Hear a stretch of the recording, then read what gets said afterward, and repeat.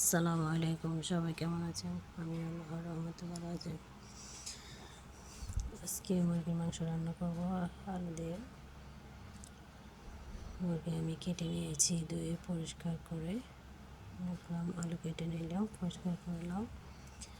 এরপর আমি তেল গরম করে পেঁয়াজ, টমেটো, কাঁচামরিচ দিয়ে দিলাম।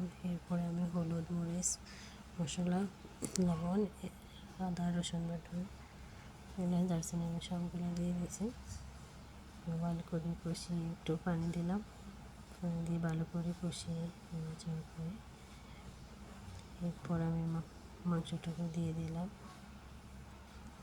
মাংসটাকে ভালো করে কষিয়ে হয়ে গেলে আমি আলু দিয়ে দিলাম। একটু ভালো করে কষিয়ে একটু জল দিয়ে নাড়াচাড়া করে আমার রান্না হয়ে গেছে।